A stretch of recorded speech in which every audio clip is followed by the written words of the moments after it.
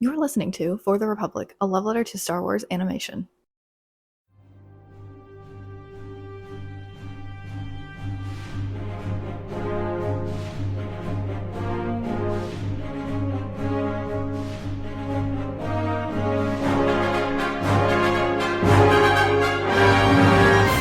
Hello there. Hello, everyone, and welcome back to our Acolyte recaps here on For the Republic, a love letter to Star Wars animation. It is Andrew and Conor here. Don will be joining us later on in the show, but we are joined this week. We have another special guest. She's been on the show before, but this is her first time just by herself flying solo. One half of Stardust Records. Linds is here with us. Fresh off of almost winning our Glut Madness tournament. She is here for the first time since then. How are you? I'm great. I'd kind of forgotten about that. Yeah. I wanted who ended up winning? It was Depa. Yes. So I was like, I'm gonna step back and because I know it was Depa and Deva in the running at the end. Mm-hmm. And I was like, I'm gonna step back and let the girlies battle it out. Antok has won before, so let's just Yeah, Depa took out Savi's Nam in the very first round, and that was that was the first mother off. The second one happened in the finals, but that was crazy. I really thought Merrick he had a shot. I pumped the brakes. I was like, nope, gonna let Deva have her chance against Depa, and so when you read Rogue One Twitter, anything can happen. Yeah, I was. That is true. I have the Glup Shadow poll sticker that says like Antok Merrick. I voted for Antok Merrick in the Glup Shadow polls from a couple years ago, so I was like, I already have my sticker. He's always a winner in my heart. So, but that was fun. I am so glad you guys did that. Yeah, I'm really happy with how that turned out. Yeah, I really enjoyed it, and we're definitely going to do it again. We interrupt this episode to hear from me from the future, aka me realizing as soon as we finished recording last night that we did not do the Jedi Archive segment in this episode. If you are unfamiliar with the Jedi Archive segment, or if this is your first time listening to us, first of all, hi, hope you like it here. Second, this is essentially our podcast Hall of Fame. We each nominate something Star Wars related. It could be literally anything in the realm of Star Wars, a character, a movie, something a creative said, this piece of obscure lore that appeared in the background for 3 seconds. It does not matter what. And then you guys decide on what goes into the archives each week. We put it to a Twitter poll after the episode drops and go from there. So your nominations this week are as follows. Don is nominating Mother Anastasia. Conor is nominating Master Torben. Linds is nominating Yariel Poof. And I am nominating Qui-Gon Jinn. So go ahead. After this episode drops, shortly after the episode drops, I will put out a Twitter poll at For the Repub Pod on Twitter, and you guys can vote on what this week's entry into the archives is. Now let's get back to the episode.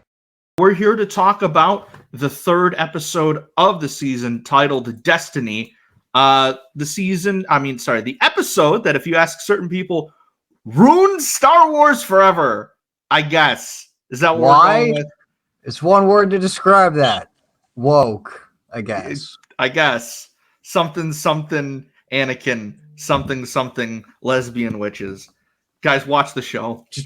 Chalk it up to woke. That's what we're saying now. Oh Lord.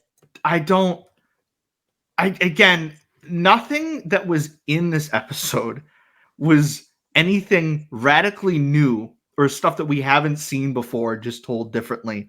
This is far from the first time that we've seen the Force interpreted in a different way, in a different culture, in universe. We will get into that, but people had a problem with that. People had a problem with other things, but that's not important because we're actually here to discuss the actual episode and what happened in it and what we think is going to go from here. And what was very intriguing to me about this episode was I was totally not expecting us to get this deep of a look into what happened on Brendok. Hashtag what happened on Brendok. You can thank Scotty Holiday for that from last week. But I wasn't especially expecting this early. I was expecting a bit later. 8 episodes and everything, so there's only so much you can do. But it's like, oh shit, we're in episode 3 already. Damn. Yeah, no, definitely. Was not expecting that. I was kind of shocked, and obviously we didn't get the whole picture. There's very clearly some details missing and things that may have been skewed in the perception or the perspective of Osha. But again, we got some answers, and we got more details into the Coven of Witches.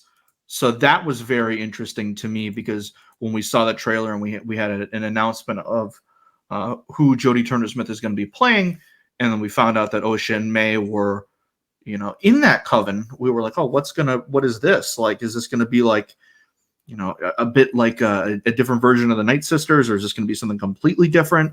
And I was very intrigued and very fascinated with how their culture was portrayed and how they viewed the Force and the Ascension ceremony that they had. All that stuff was very intriguing for me. Mm-hmm. All I gotta say is I too would like a hug from Jodie Turner-Smith.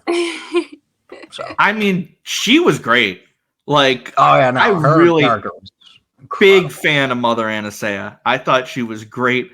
I thought she was that perfect mix of like protective of her tribe, protective of the twins, but also wasn't like full on fuck the Jedi like Mother Coral was, and was able to listen and understand Osha, even if she didn't fully agree with Osha, and even if she would have at the end of the day been like, no, you can't go off with the Jedi. We'll never know because of how it ended. But I very much enjoyed her character, and I was before we got to know her, I was like, before we really knew that she was officially their mother, I was like, could be on the suspect list. But now I'm like, I don't think so anymore. I think she's been cleared of all charges in my mind. Linds, what were your overall thoughts on the episode? Just brief, general thoughts before we dive full deep into it. It was really refreshing to see a flashback, a whole episode be just a whole flashback. I was talking about this on another episode I did recently, where we haven't really seen many flashback scenes or flashback like whole expositions like this, except for maybe Andor. We had some flashbacks to when he was a child, but it's really cool to kind of jump back, and I hope it sets a precedent for other media, whether it's animation or more live action shows or whatever. We get these flashbacks. We got them a little bit in the sequel trilogy too, but it's nice to have it open so that if we need to talk about what's happened previously, it's something that's already done. And so having a whole episode is really cool. And I love it for the questions it answers and also the questions it creates. I love that it isn't this like cut and dry formulaic kind of situation. I love it it's not a messy episode in a sense, like not like actually messy, not like a bad episode, but I love the way it jumps around. I love how it's just from Osha's perspective, really. So it leaves you thinking that we're going to get someone else's perspective. We already know that we are going to get more of what happened that night. So all in all, I really enjoyed it. I was really impressed with it on all levels. The soundtrack, the music is so good. The costuming was amazing. I think Star Wars just put out an interview with her name's Jennifer, forgetting her last name, but she's the costume designer, and she was explaining about why she chose purple as the color of the Coven's clothing and why she wanted it to create like a regal sense for these women. And I could go on and on, but I very much enjoyed it. Yeah, no, I agree. It reminded you mentioned those first episodes of Andor. It also reminded me a lot in both narrative and structure of how the season was paced of the flashback episode of the Boba Fett, which is a show I don't love, but that Tribes of Tatooine episode I think is incredible. Yeah. And it was very similarly structured where we set up all this stuff in the first episode, and then the second episode is almost entirely a flashback. And we think that the next step in the narrative is, we're going to focus on Kelnaka, we're going to focus on what happens on Kofar, but instead we go back, we get a glimpse of the fire. We get a glimpse of who the Coven is. We get to learn more about the Coven and Osha and Mae as children, and more glimpses of their culture, and getting to focus on this new culture, kind of like how the Book of Boba Fett made the Tuskens in a whole different light. This is like, okay, we're seeing the Force in a different culture, much like how you see religions interpret different deities and different spiritual stuff in certain ways. It's very real world-esque to me how they portray the Coven, and how the Force is, how they perceive it as the thread, and the deeper meanings that the Force has in their culture, even down to some of the stuff that they say in the first lines of the episode when Mother Anastasia is kind of training with the two young twins, and she just focuses on, some use the Force or the thread to attack, and all of that stuff just really intrigued me.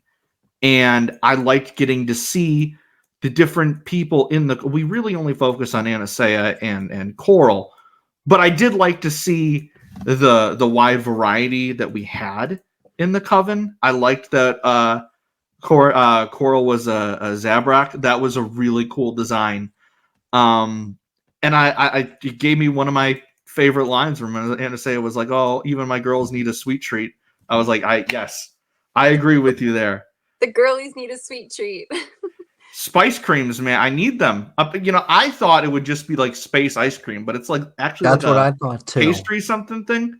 Yeah. Because they put out, that's how you know that it's like Andor, and this is like how you know we're getting like the good stuff, because that's when the Star Wars YouTube channel turns into a cooking channel. Like when they had the cereal bars for Andor, and then they've had the noodles, and now the spice creams. So it's just like, keep doing that. It's fun. I don't know why people are like, this isn't Star Wars. It's like, it's fun. There's literally a bunch of Star Wars cookbooks. I was literally just at Barnes & Noble. I saw Galaxy's Edge one the other day. Like, it's not that deep, guys. Have fun with the show. Is it impossible to do that these days? I don't get it. I said this at the end of last episode I recorded. I said, if it's not for you, come back when it is. But until then, see you later. Exactly. Like, if it's not for you, then don't watch. Mm-hmm. Why are you here? I think the grift is too real for some people. Real. I'm done with this. It's over. Next week, Acolyte I'm done with this 4 review. For I'm like the 1,000th time. And then they'll be like, "Oh man, like that new Bad Batch episode, that was really good." Like, it's like, this is like, you can't pick your lane. Are you done or are you not done? What are we doing here? I know. I don't get it. Like, I think 3-4 episodes is usually a good way to judge if you're going to enjoy a show. Mm-hmm. If by this week or next week you're watching The Acolyte and you're like, you know what, probably not for me, you don't have to keep watching. Yeah. It's as simple as that. Like, if this show doesn't interest you, or you claim it's offending you this much, just don't watch it. It's not that hard. Yeah. Like, just focus on things you like, and don't ruin it or try to ruin it for people that do. Mm-hmm. Like, again, like, I've seen so many stories, and it's heartbreaking, of people that posted about how when they were younger, they were bullied for liking Star Wars. And now they're getting that same treatment online as grown adults, with worse vitriol. Yeah. And like, I had that in school, and then I definitely had it online in the 2000s and 2010s with liking the prequels. And now those same people are doing that to other people. And I just think it's totally missing the point. It's totally just screwed up and messed up. And we have a real problem in this fandom right now. And we need to focus on the good aspects. Like, just focus on lifting people up and supporting the right creators, and not letting this hate get to you. Because admittedly, I have been, the last 2 times we've recorded this podcast, I've been angry or pissed off before we started recording because I saw something that made me really mad. And that's just not how we should approach this franchise. There's things I don't like. There's things I don't like in this show. and I'll talk about them in a constructive way, and that's totally fine. Just don't be like I posted this on my private, and I'll just say it here. It's like, you're not an asshole, or you're not a terrible person if you don't like this show.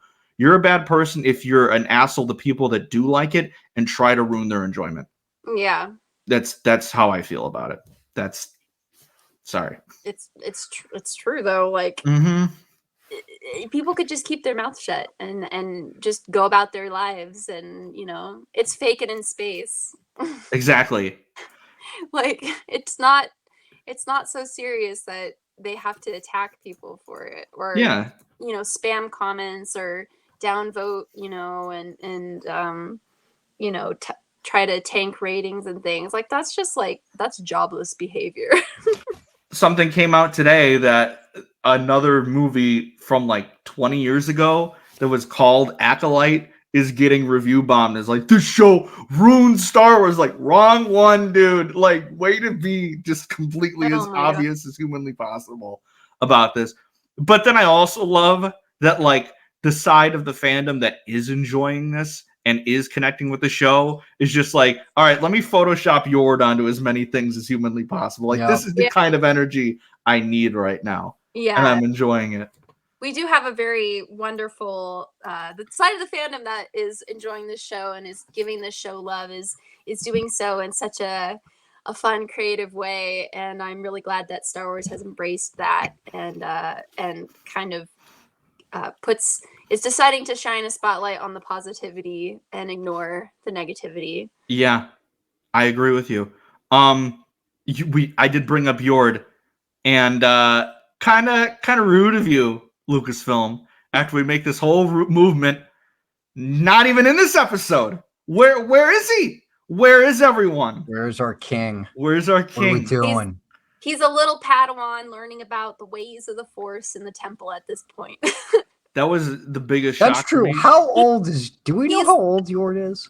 I want to say he's probably a couple years older than Osha. He's a knight. Yeah, he's been a knight for a couple years, but who knows? Like, Osha, because he has a Padawan. Yeah, but so Osha left 6 years before the present day in the show, and only 2 years before that he became a knight. So they were both Padawans at the same time when she had left. So, I mean, if Osha continued her training, she might have been a knight by now alongside Yord. So we don't really know. I get the impression they're around the same age, and that's why they're so friendly with each other, because they were probably in the same peer group. So yeah, that's my thought. They definitely were close as Padawans. Yeah. I don't know about Avar and Elzar close, but they were. No spoilers. I have not started it yet. I'm a phase behind. Have you started Temptation to the Force yet? I'm on my second read through. Didn't the book just come out Tuesday? Jesus Christ, Liz. Yeah. So it's I really like it. I hope. It's fine. It's my second read through. It's fine. Yeah. 6. Tessa is a genius. So I'm excited. I need to figure out how to read faster so I can get out of this hole I'm in and just fully be caught up. But that's going to take a while. Big shock, personally, because we do our going back to Yord real quick. We do our Jedi Archives polls, and Conor nominated Yord, and Yord did not win. It was boo. It was our boy Master Soul. I finally got one, boys. I finally got one. It's been a while. Wait, what were all the nominees? Can I see? It was Soul. Don nominated Charles Soul. Conor nominated Yord. Yord. And then Scotty nominated who's the Jedi High Republic Jedi from Jedi Survivor? What's his name again? Dagan Gera. Dagan Gera. Well, there's also Centauri Kree, so like. Yeah, that's true. I've gotten that far, so that's not a spoiler for me. Can't forget that queen. No, you cannot. But I did admittedly, like, I think that's why, again, I liked the episode a lot, but there was part of me that was like, oh man, we just met all these characters last episode. I kind of missed them. Like, that's why I was like kind of thrown off that they were doing this so early. And But now when they show back up in the next episode, hopefully, you'll be like, oh, I missed you so much. Like, oh, Jackie, I missed your sass. It's great. But we did get the flashbacks of some of the Jedi. So all the people that complained that Carrie-Anne Moss was wasted in one scene, she's back. And she's got bangs and a bad attitude. Yeah, the way she carries herself is it's all right. You know, like the thing probably my favorite scene in that whole episode was the scene where they come to, I was about to say some other random ass planet, Brendok. I'm really paying attention here, guys. They come to Brendok, they encounter the Coven, and the Coven's like, get the hell out of here. What are y'all doing here? Except for Mother Anastasia, of course. Like, she's very, you know, understanding to a degree, which I really like. But I also do like the fact that to a point, she did like put that spell over Torben for a second. No, I know. That's why. Yeah. But there's also that line where she says the all-knowing Jedi were ignorant of their surroundings. I find that hard to believe. And it's like, yeah, she knows about these guys' reputation. But to me, I really liked how the Jedi tried to frame it as what they were doing was honorable in taking Osha and Mae, even though like Osha Osha's the one who wanted to. Yeah, Osha wanted to be a Jedi. I flipped them. Wanted to stay. I mixed them up so bad. I do too sometimes. How they make it look honorable that like, oh yeah, we're taking these kids and we want to train them as Jedi. And like Master Soul, the way he does it, it's like, all right, this actually seems honorable in a sense.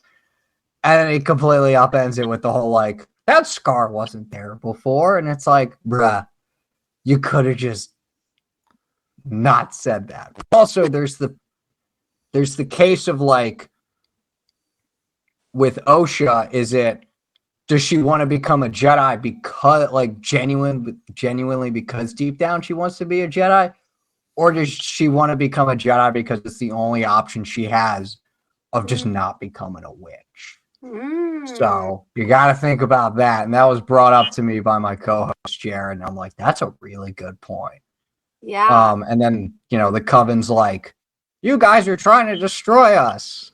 And then, you know, friggin' Mother Anastasia just possesses Torben. Yeah. And I like that scene a lot because it really just like, again, really showcased, really hammered home the fact that like, yeah, these guys aren't like super like invincible. They're not infallible, the Jedi. It's like they can be corrupted quite literally. Yeah. So, and well, so we see it in the fact that like, oh God, what's the Jedi? Carrie-Anne Moss's character. Indara. What's her name? Indara. Okay. Mm-hmm. Oh, that's right. I remember, quick side tangent, when her name was first announced, I was like, wait, that sounds familiar. Isn't that High Republic? And I'm like, no, that's Indira Stone. I did that last week with Torben. I was like, wait a minute, buckets of blood? I was like, I've heard this before. Yeah, it's like, dude, this is 100% intentional. You can't convince me otherwise. Where she says Republic law states, and I'm like, there it is. The puppetry. Yeah, Yor did it last episode too. Yep. It was like in the name of the Jedi and the Galactic Jackie. Republic. Yeah, Jackie too. So yeah, it's just I really like this. Yeah, this again, the intrigue of this episode, I think is going to get resolved in the next episode because we only got one episode title. Whereas with the other two, we got two because they show two perspectives, and it's like we're getting Mae's perspective 100%. Even think of that?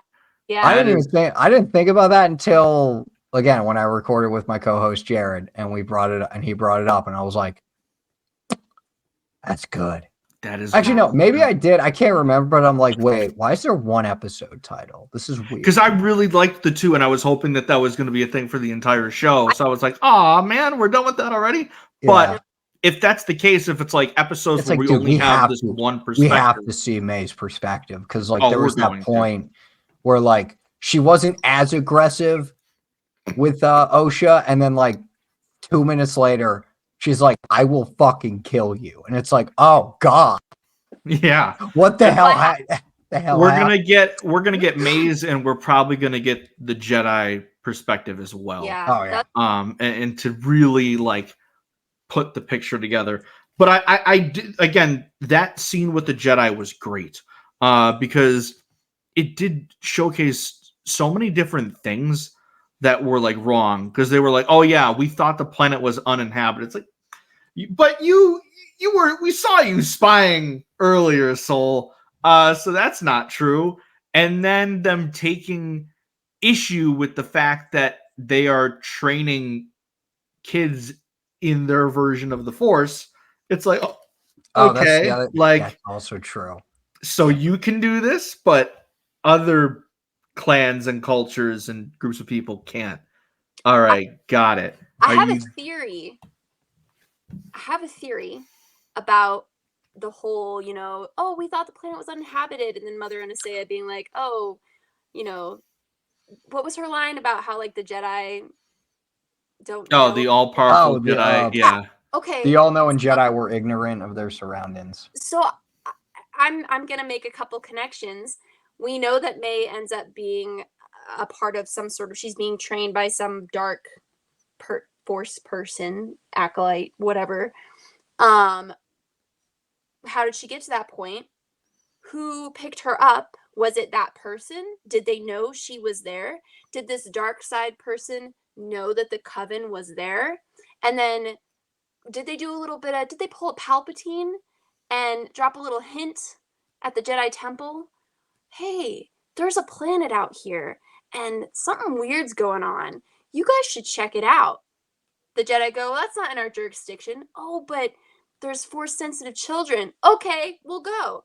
They go there. That's all we need. Because it wasn't apparently on their radar before this. And why would they go out of Republic space out to this place if they didn't have an idea that something was happening? And who could have told them that? Somebody who knew that they were there.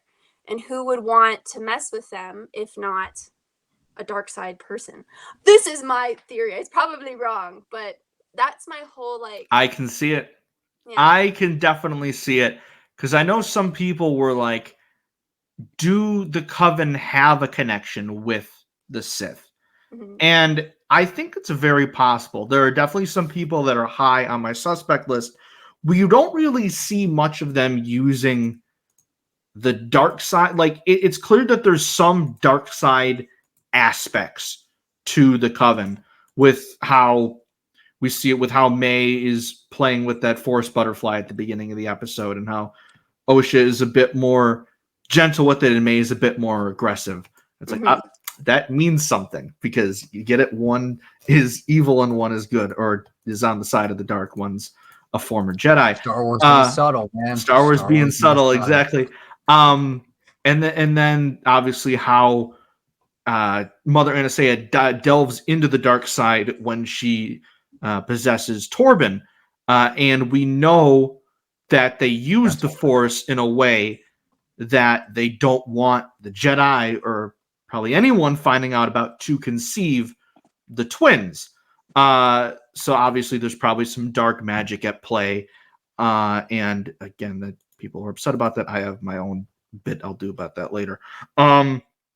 So we know that could be a thing. I'm so scared. So I do think it's very likely that this Sith or Darksider that Mae is under the leadership of is on Brendok in some way. I think whether they grew up there, or so many things keep leading to that. Like that Star Wars.com put out a little fun fact thing that that tree that they keep showing off in this episode with the yellow leaves is the same plant that Mae used, that Chimera gave to Mae to kill Torben.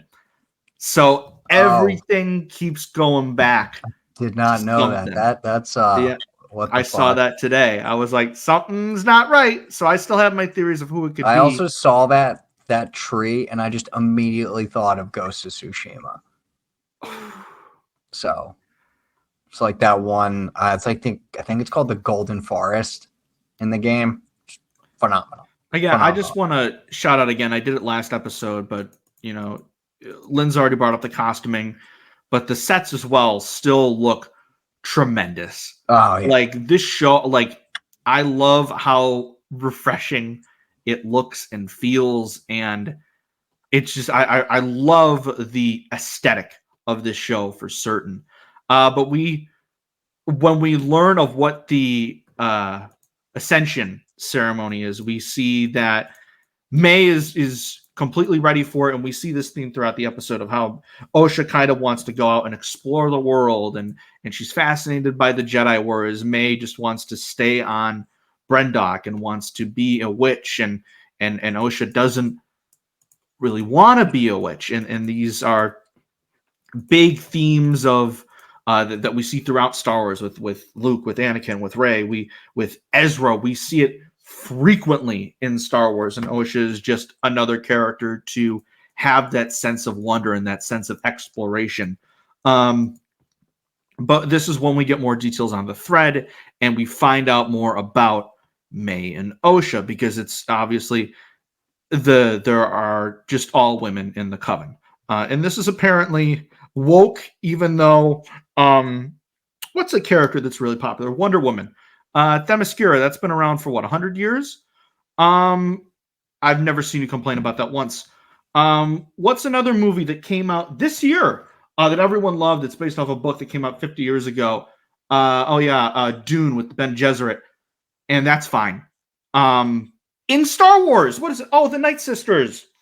We just got a new story with them this year and introduced more factions of witches in clans in Dathomir. And that's fine. No one complains about that. But this is what breaks the camel's back, because a woman directed it. And there's people of color on the cast. This is apparently bad, guys. We've never seen this in Star Wars before. It breaks lore. Breaks canon. Again, like, it's not hard. And that's just outside. Like, it's not that big of a deal. It's literally nothing new. We've seen, like recently, it's not technically canon, but season 1 of Visions had so many great shorts focusing on how different cultures and planets view the Force. The Village Bride is one of my favorite Star Wars stories of all time and does that perfectly. But this is apparently different. And people got all up in arms because there was that conversation between Coral and Anastasia, where they talk about how they conceived the twins through the Force. And they used the Force, or directly used the Force to cause the birth of the twins. And people were up in arms. And I have some evidence to prove that this is bullshit. Exhibit A. He could use the Force to influence the midi-chlorians to create life. Do you recognize that movie? Now, I don't think it's the same thing that Plagueis was doing. I don't know if midi-chlorians are exactly in the thing, but it's like established that this is a thing that happens. And I think it ruins Anakin's story. Anakin's story is, I think it's clear that the will of the Force is what conceived Anakin. Mm-hmm. And there was depending on what book you read or what's canon or legends, we know that there was some manipulation on Plagueis and Palpatine's part, but it was the will of the Force that created Anakin. That is different than what the Coven is doing, because the Coven directly used the Force and manipulated the Force to create life, aka what Palpatine was talking about there. And that's, only one of the most quoted and iconic scenes of George Lucas's Star Wars. But apparently it breaks canon. We've never seen that before. The other thing that people were all up in arms about in that scene with the Jedi, when they're talking and they're like, oh, who was their father? And they say they don't have a father. Apparently, how can two women have a child without a man? And this brings me to Exhibit B. Who was his father? There was no father. I rest my case. It's right there, guys. It's literally happened in movies that we've all seen. There's already precedent for it. So like, what's the point? Or what's This is also not a new thing in like fantasy or storytelling at all, like the concept of immaculate conception. It's big and it's big in literally all forms of storytelling. It's big in religion. It's big in so many different things. This is not a new form of storytelling. And if your most like thing that breaks this universe for you is that two women used magic in a fantasy series to conceive a child, you're fucking stupid. I'm not even sorry. Like, you're just dumb. And I can understand not liking the episode. That is totally fine. But if you were so offended and that this somehow ruined your favorite character that isn't even in this freaking show, I don't get it. I don't get it. That's what I'm trying to like, they think that Anakin is like the center of the universe and that everything should always come back to Anakin. And it's like, this takes place way before Anakin. Yeah. And not everything in the Star Wars universe revolves around Anakin. Like, I thought we wanted to get away from the Skywalker saga. Well, these people apparently don't. They don't want anything outside of this, outside of Anakin. They don't want anything outside of the original trilogy or the prequel trilogy, but then they don't actually like use their eyes and brains to really, you know, examine what's already in their beloved, you know, original trilogy. And even like Legends has stuff too that like if was now the new canon, I'm sure they'd be complaining about it now too. They just want to complain because it's not catering to them. They don't think it's catering to them. It's selective like rage and selective anger. They don't like diversity and representation in their own sphere. So they just assume that it shouldn't exist in something as wild and varied and as a Star Wars universe. Yeah. It's a whole universe. It's a whole galaxy. Yeah. And all the idiots that are like, oh, they changed the Force. It's like, no, idiots, this happened in Legends too. Yeah. So like, stop. Like, it's not catering to them. And so they are angry. Which, it's like, it could be for you if you just opened your eyes and woke up. Like, actually woke up. Like, it's woke. Could be for you. There it is. There it is. Dropping the sequence. They're acting like it's like as if they're outsiders and they can't partake because these people don't look like them or don't ascribe to their beliefs. But it's like, we're all people. Like, you can enjoy this too. You don't have to act like this. So. I know. And we're not even telling you have to like it. We're just telling you, if you're going to have critiques, have them be in good faith. Yeah. You talk about agendas and everything. This is the clearest agenda I've ever seen in this fandom. And that's saying something, because I lived through the prequel hate. I've lived through the sequel hate. I've lived through everything. And it's just, again, it's so upsetting to me because I know, as I said earlier, so many of these people dealt with that same shit when they grew up liking the prequels and they were told it ruined Star Wars and it R-worded their childhood. But now it's different. Now it's different. And again, as I said last week, George would hate every single one of you. But again, it's probably partly why he's... Why do you think he sold it in the first place? Yeah, I'm pretty sure that's a factor there. So my thing that people, it's time we get Star Wars out of Disney's hands. Where are you going to sell it to then? Like, do you honestly think that if another studio picks Star Wars up, or if Disney somehow loses their mind and sells off Lucasfilm to another studio, do you really think that they're not going to tell stories like this? Because if anything, they're going to be more freaking unsubtle about it. Because this is still like, yes, we have like clear, like these are lesbian space witches, which also just badass and punk rock. But also it's like, we don't see anything. We just get an intimate conversation. We don't see any of them kiss. We don't see any intimacy, but they're acting like, oh, dude, it's ruining my kids. But anyways, hi, Don. You Hi, caught me in guys. the middle of a rant. So we're just talking about how Hi, Linds. Hi, Conor. So Donna, what do you think about the woke space witches ruining Star Wars? Okay, well, see, I was gonna like try not to talk about this kind of stuff as much this week, but you know, since you're already talking about it, yeah, I think I'm having fun. It's absolutely hilarious to me that so many of those anti-woke people were like talking about, oh no, there's going to be a thing in episode 3 that's going to destroy Star Wars forever, and it turns out to just be like a thing we already knew existed since episode 3. Like this whole thing, this whole immaculate conception thing with the Force, it's nothing new. This is actually something that ties into. I literally played the Plagueis clip earlier as like visual. Oh, like the like, and this is the thing. Great life. And then Speaking of that, Don, we should not allow people to access these episodes early.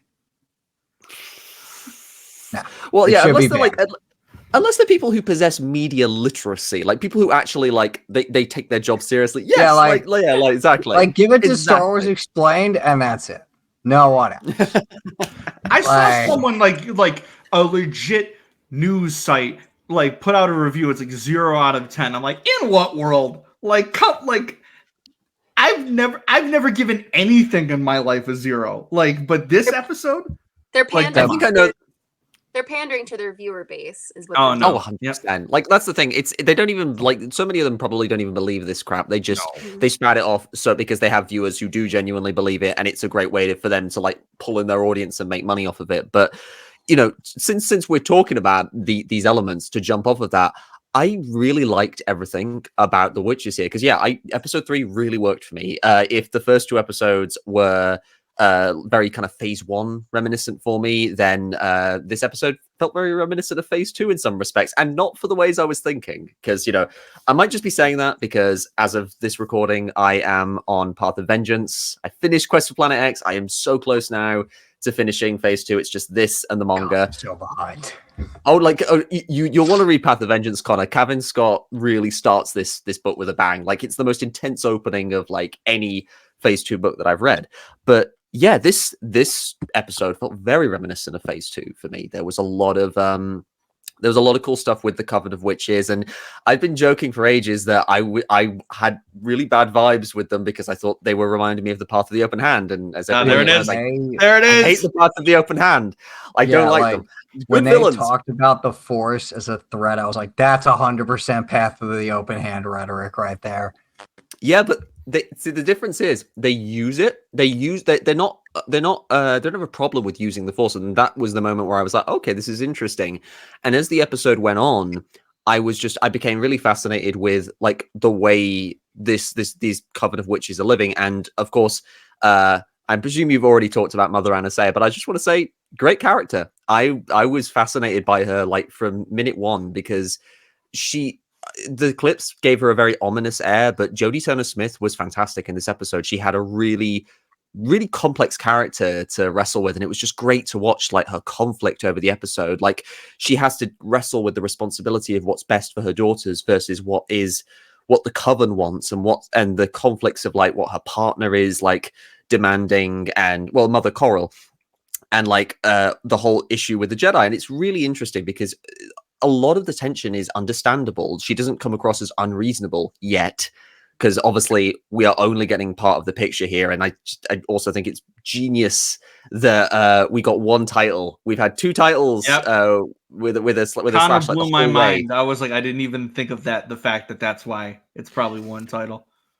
What do y'all think the other title is going to be? Since they've all been mirrors of each other, because I have an whatever idea the bad word of destiny. What's the opposite of destiny?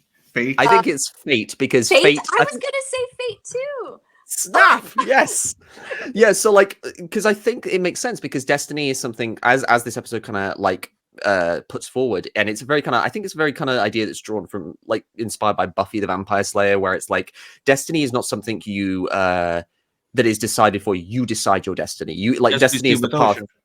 Exactly, and that's what happens with Osha. Whereas I think fate is something that is out of your control, that you are forced into, and you know, it goes along with the word fatalistic, which is often a lot more like a darker path for everyone. And I think that is where we're going to see what happens with Mae, because obviously Mae in this story comes across incredibly unreasonable and very like obvious, showing obvious signs of Darksider energy. But I do think we're going to get a more sympathetic portrayal in the other episode. Mm-hmm. I don't know, man. I don't know how you can convince me that she's going to be sympathetic when she goes from like kind of unreasonable to like, I'm going to kill you to her own sister. I know. I was like, Jesus. I think something. Maybe she got radicalized. I feel like Mother Coral. I think Coral probably has said something to her, and she maybe witnesses something, because I think Coral and her leave, and we know that the Jedi are going to arrive, and we don't know what Mae sees before she comes to Osha's room. We don't know what she's heard or seen to make her suddenly think that she needs to kill Osha to like, if you're not leaving, basically. You're not leaving with them. You can't. So it's like, I something's triggered her in a sense to kind of go down that path fully.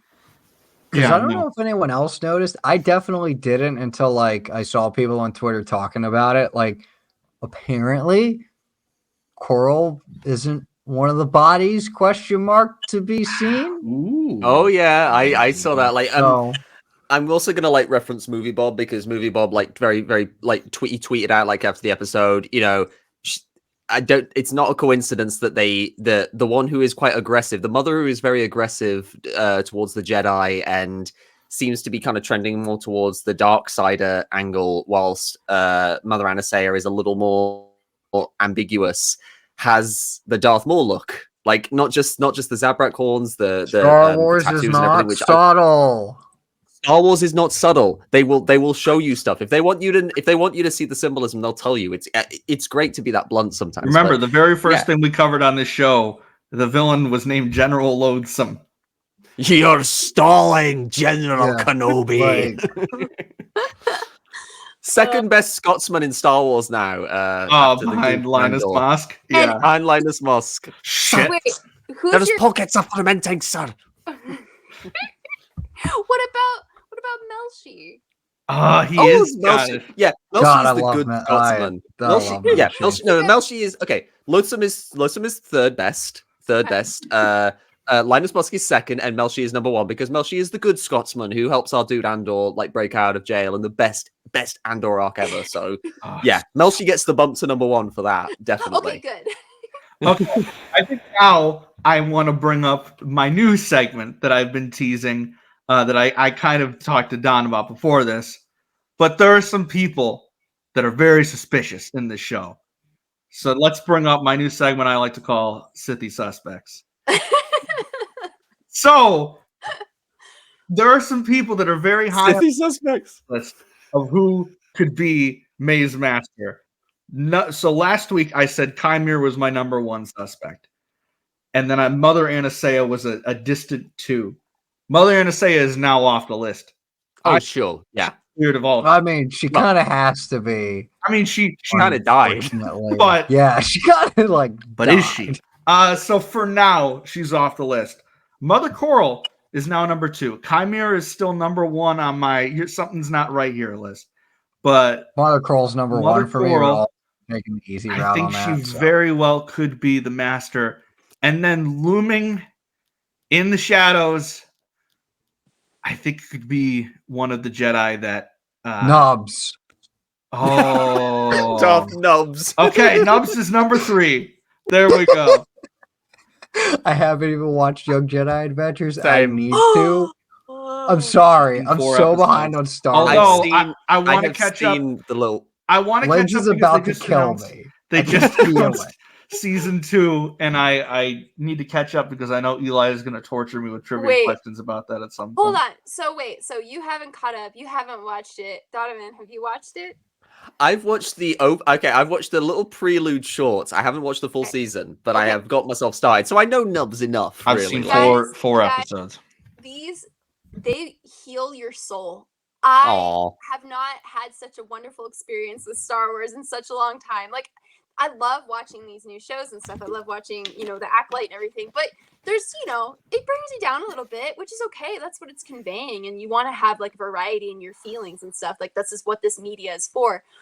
But if you wanted if you want your soul to be healed, just watch 1 or 2 episodes a night before you go to bed. The one that That's was the best pitch I've heard for that show. Standing out to me as being super cute was the one where Nubs was sick and the other Padawans had to go get him like this little like plant or something to make into medicine. I'm like, aw.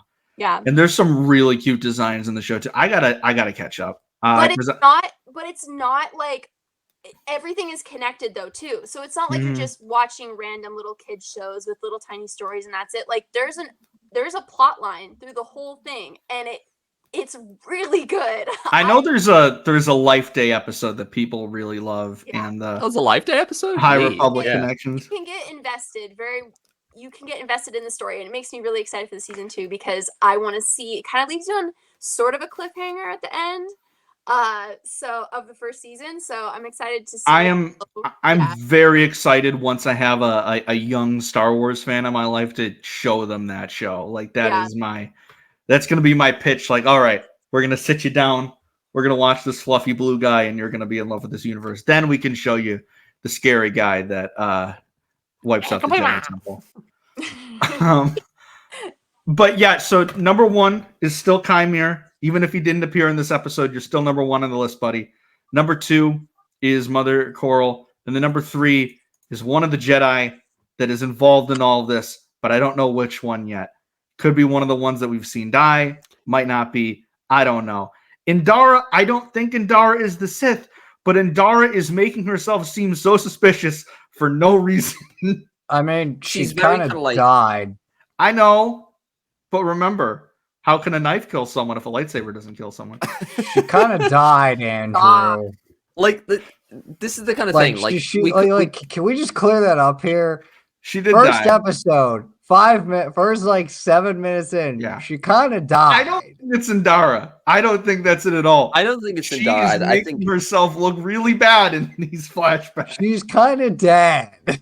I'm very much just solely on Chimere at this point because I think my theory is holding. I want to hold true to my theory that Chimere is not just a Sith; he's the Sith apprentice, and his because it's the thing. I don't know if I talked about it last time, but it's a very reckless plan doing this and revealing himself to the Jedi, getting May to go around killing Jedi. But we should also remember this is something that. Oh, actually, no, it wasn't an. I can't remember because there's the Darth Maul comic by Cullen Bunn that is like very pre-Phantom Menace, and it's in canon, and it's the whole premise of it is Darth Maul going and hunting a Padawan, and I can't remember if that's like if that was something Sidious wanted him to do, or if it was something he just tried to do. I think it was something he tried to do, so I don't think it's relevant to this, but this whole thing is very reckless. They're potentially revealing themselves to the Jedi and scuppering potentially like centuries of planning since Darth Bane. So it kind of feels like the thing a Sith apprentice would do to try and unseat his master, to weaken his master, and deal with him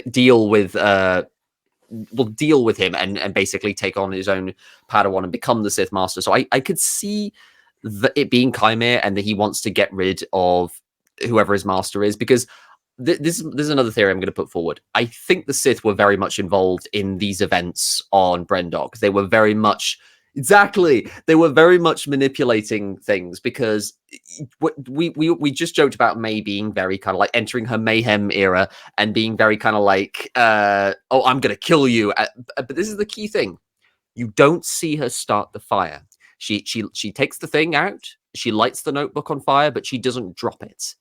I don't think she starts the main fire. I think the Sith start the fire themselves, and the Sith are the ones who wipe out the witches. I think it's a very complicated thing. I think they are manipulated into fighting each other. I don't think it's a thing where the Sith are like the Jedi are absolved of everything. I don't think it's that thing. I think the Sith took advantage of the tensions between the Jedi and this Coven of Witches. I think that's what it is, because I like a lot of what you're going with, and I think you're right on a lot of it. I do think the Sith heavily influenced what happened on Brendok.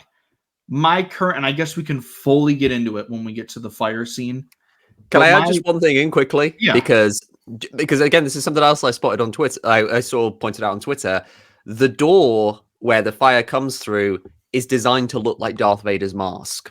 Oh, okay. Like, I saw people say like, "Oh, did you see how the mask?" Like, yeah, it's probably a cool reference because so many people who work on these shows now are just like us. They love Star Wars. They're Star Wars nerds. They love to put details and references into the other movies and stuff. But no, but they don't love Star Wars, Don. Didn't you know? They don't know they don't know about Star Wars. No, no, exactly. But like, this, I think for sure, no fire in space.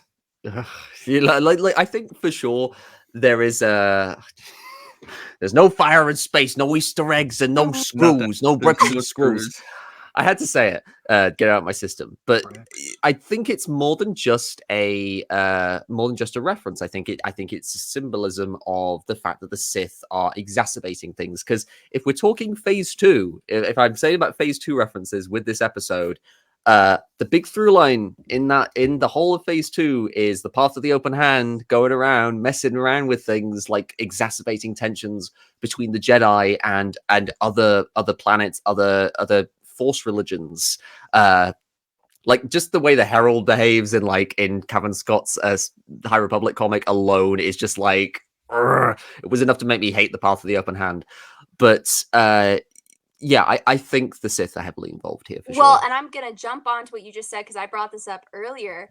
I think that because like, how did the Jedi know that they were there? They admitted to Mother Anastasia that they thought that this was an uninhabited world and nobody was there. And also, we know this is outside Republic space. So who told the Jedi to go to this planet? Because maybe there's some Force sensitive children there that are needing some help. Like, who told them that? Who knew that they were there and to tell the Jedi that? Perhaps a Sith entity, so that they could stir the pot. Because maybe they want Mayor Osha. I think they want both of them. They wanted because they are exactly, because just like Anakin was like this because this is the thing. I know Leslie Headland's a big Legends fan, and I know that she's probably read the Darth Plagueis novel, considering how popular that book is. And the whole idea that I'm obviously taking this from Star Wars Explained. I've yet to read Darth Plagueis, unfortunately. I really want to, but I want to get through my High Republic backlog first. But Star Wars Explained, Alex and Molly point out about that book that Plagueis doesn't create Anakin intentionally. He and Palpatine are screwing around with the Force, and the Force reacts to what they're doing by creating Anakin. Anakin is a response. Aren't they trying to bring back some long dead Sith Lord to life, and the Force is like, nah, we're gonna create Anakin. And again, this is why Anakin's Immaculate Conception is different, and then Osha Mae's, and doesn't make Anakin's story any less unique, whatever that means. Because it's a very weak source criticism. Like we said earlier before you were here, is like, it's stated very clearly that they used Coral and Anastasia used the Force to create life with those twins, and that they were like, we do not want the Jedi knowing about this because we could be in deep shit. Going back to your theory real quickly, I did want to point out, going back to the Chimera stuff, and then I'll get back into the fire stuff, and then we can go back into some other stuff we haven't gotten to yet. Before you were here, I brought up how StarWars.com posted a little factoid that the tree that we see throughout the episode is the same plant that Mae used to kill Corbin. Yep. Yeah. So this definitely leads more into my theory that Chimera is also from Brendok in a different coven. And I think it is curious of the coven. Like, there's some dark side elements. There are some elements that aren't, and they use the Force in a very unique way. We don't know why they were exiled to Brendok, and I do think that I would not be shocked if we do find out that in the past this coven did aid the Sith, and that is why the Jedi are so in their business and cause this. But my thing is, I do think the Sith influenced the fire. I don't actually think that they killed the witches. I think that what's her name, Mother Coral, is being influenced by the Sith, whether she knows it or not. And like, she may get to the point where she, out of rage and out of fear, instigates it, and then they strike first, and then the Jedi are like, all right, well, we have no choice. Because we see a scar. They don't focus on it much, but Torben's got a scar on his face. Torben's got his scar, yeah. And you don't just get that from a fire. And a lot of the bodies, they don't look like, oh, they died in a fire. Like, it looked like the Jedi Temple. Like, I would wager that Indara and Torben are the ones who get baited into fighting the witches more than Sol and Kelnaka, because these are the two who have been killed off. And we don't know if Kelnaka's going to die yet, but there's a clip where... Kelnaka. Oh, I would hate that. But Kelnaka, it looks in one of the TV spots like Kelnaka is attacking Torben. Yeah. So either he's been influenced or Torben's come under the influence of someone, and or Kelnaka is trying to stop the fighting. Kelnaka knows that there's something else has happened to instigate the fighting. Because Torben says we thought we were doing the right thing. Yeah. And that obviously leads back to the whole idea of like, why are the Jedi there in the first place? Because we see Sol there before the credits have even rolled. He is spying on the kids. So what is the reason for that? Like, what, like, because again, it makes the Jedi look very shifty. Yes, this does get into the kind of idea of the Jedi being imperfect, because they kind of blunder in. They're very kind of like come in with this double speak, because I know they might have thought the planet was uninhabited, but it's very odd that they then slice the platform and enter unbidden and have this whole thing where they somewhat almost aggressively, like passive aggressively, seem to want to take the children or at least test them. Yeah, in their mind, it's like, oh wait, no, this is the good thing. We have to test them because we don't want them falling to the dark side. We want them trained in our ways, which are the ways of the light side. And it's not always perfect. And they bring that up in the Living Force. There's a plot line in the Living Force where a character is talking about a way that a Jedi brought other...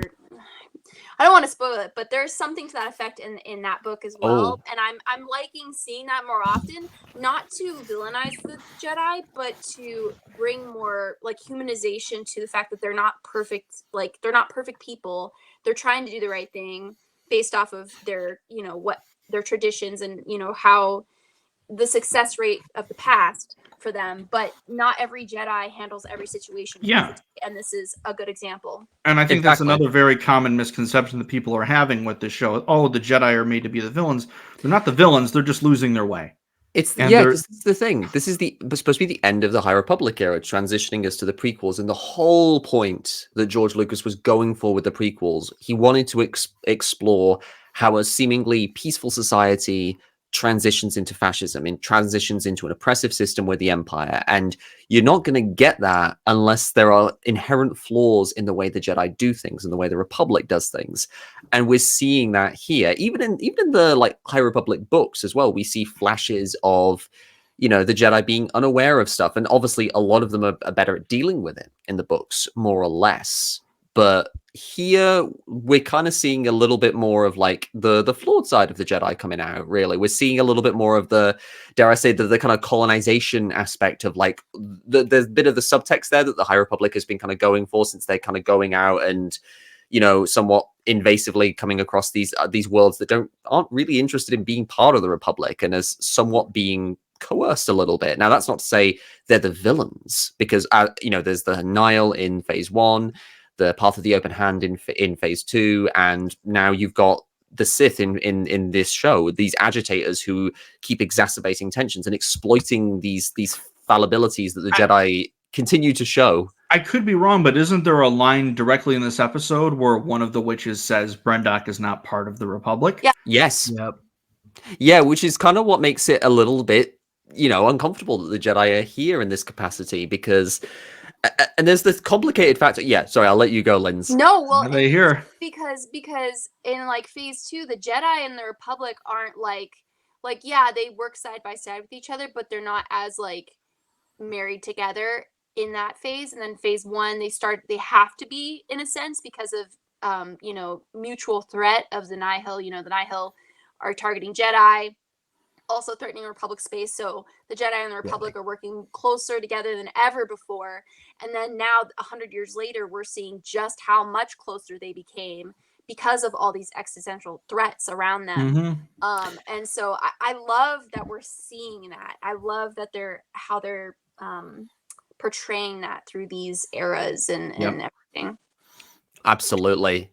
To go back to the Ascension ceremony itself, we did get to see their culture and the threat on full display here with the chants of the power of one, the power of two, the power of many. I liked it for the most part. I will say this is where constructive criticism of the show comes into place here, for me at least. There is at least one scene in every episode for me where I'm like, I don't know why this is a bit clunky and this doesn't work for me. Like for last episode, it was some of the stuff in the Mae and Torben fight at the beginning. I'm like, this looks a little silly to me. I'm not gonna lie to you. And then this, I don't know. There was just some of the things where the music was beautiful and the chanting and all the ceremony and everything. I liked it, but then there were portions of it where I was like, I don't know what it is, but I was like sucked out of it. I think it might be the staging, perhaps the way it's staged, the scene, because like you said, the music itself is like great, and I really love beautiful. Getting into this mysticism, and it's really cool. I'm not a Victoria Monet fan personally, but I love that they debuted like a song. We should be doing that more with Star Wars, like, because it's always cool when you get some artists into like do Star Wars tracks. I mean, look at the Who with like Black Thunder. My boomer take here, I could be alone here. I love the fact that they have the song. I don't want it in the episode, and I don't want it in the credit. That's my boomer take, is I don't want actual music in Star Wars. That's Game of Thrones for you, Andrew? It's too, I don't know. Like, I'm fine with it, like them releasing it and then putting it in like marketing material and stuff. I don't want it in the actual episode. That's my boomer take. It might just be because I'm playing. But I've been playing a lot of Baldur's Gate. But it's my old white man take for the episode. Well, I respect that. It might just be because I've been playing Baldur's Gate, but I kind of I almost want a Jedi bard of some respect, because we got teased with that in Jedi. What I would love, like Cal playing the Force instrument. I'd love to see that. What I would love though is if they go like full Jedi Survivor or Solo, and they have like an alien version of the song in the episode. Yeah, that I'd be like, give me that right now. I don't think that we're gonna see that song in. I feel like we're not going to see it in the actually in the episodes. I don't think that we will. I mean, I don't know when we would hear that song again. And I was thinking maybe the credits, but like even then, I'm like, I don't think we're going to. Let me just make that perfectly clear. But that's my boomer take, where that would be the one instance where I'm like, this is taking me out of the universe a little bit. But those are just things that like, this is my Star Wars. Like, I don't know. That's again my own personal thing. The other thing that didn't work for me, and it's the only time in this show that the visuals have not looked great to me, was that like Elder Mother. I did not like the CGI at all. I thought it looked weird. I thought it looked really creepy. Like old Doctor. A little bit, yeah. Like I kind of liked That's what I was thinking of. Yeah, Shelby Young did the voice. Again, I believe. I'm always fine for more Shelby Young in Star Wars, but I was like, I saw that and I was like, where are we going here? And I just thought the scene took a weird, clunky take at that point. And I was talking to someone and we were both talking. I was like, I really like the show. I do think it points. The dialogue can be a little bit too expository, a little bit too clunky. And she said that it might be because of how heavily they're working with child actors. Yeah. And I think it's possible, but I also am hesitant to believe that, because I think that's doing a disservice to the actors to give them more dialogue to work with. When we've seen how incredible, even just in this franchise alone, younger actors can be in these roles. I mean, look at Vivian Lyra Blair. Look how excellent she was in Kenobi. And look Inquisiting at the child people still actors lives in my head. Andor. Exactly. So like Still lives in my head. Exactly. So like there's that. Again, this is just me walking through my minor problems I have with the show. I'm overall very much enjoying. And again, this is how you do it. This is again, You voice constructive criticism. I That's just raved about the show for an hour. I'm like, okay, now let me talk about some stuff I didn't like. But the overall scene I thought was great. I loved that we got little tidbits of the Mae and Osha's full names, and I love the reveal that Mae's tattoo was part of the ritual, and it's very much like Night Sister magic, where how we see in Ahsoka, where Elsbeth gets her facial markings back because of that ritual that the old mother, or the great mothers did with Morgan. So I mean, it's very Star Wars. It's very Star Wars. It fits with all the witchy stuff we've seen before. It fits with different interpretations of the Force. I like that they have this ceremony. It's like the rite of passage. And the Jedi interrupting is a little different. And, we immediately see Coral on it, like the drop of the dime, go to bed. Like she's just like very get out of here, very protective. And as we see that later when Osha starts voicing her desires to be a Jedi, she's like, "Mate, we're taking a walk. We're leaving. We're getting out of here right now." Well, it's Mother Anasea who dismisses the both of them because she knows that while both of them have like these understandable like desires to protect, like Mae's very content with her lot in life. She's happy to just be with her sister forever and just do everything together with her and be with the Coven. And Mother Coral kind of feels the same. She wants the Coven to stay linked. Osha doesn't want that. And what I like is that what's really interesting about the trajectory of the episode is we have an arc, and the arc is actually Mother Anasea's, because she goes through this whole thing of initially kind of going along more with what the Coven wants. She decides, oh no, well, you have to lie in the test. But the more it kind of goes on, the more she starts to realize that Osha feels the call to the Jedi. She it's not a case of Osha is being misled or she's naive, and the episode doesn't paint her as naive. The other characters try to, but the episode itself kind of comes out with the whole idea of, well, she's drawn to them. She wants to be part of what the Jedi represent. She believes in like kind of the ideas that they hold to.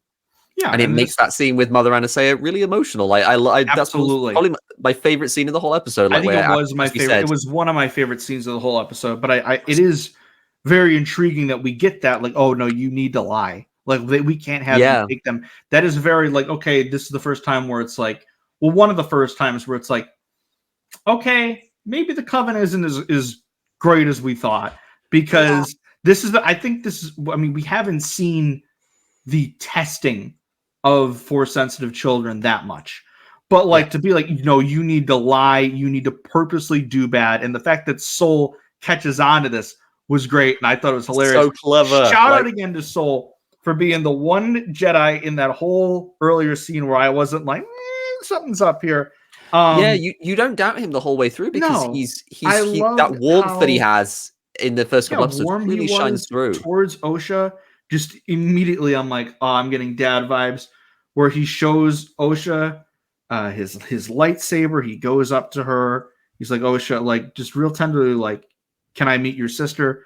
And like you can tell throughout this entire episode, yes, he does have that bond with Osha, but he wants to save both of them. And we don't get to see the full scene of him where Mae falls to her death, quote unquote, and he's only able to save Osha. But like, man, I would love the world where he had both of them as his Padawans if that was humanly possible.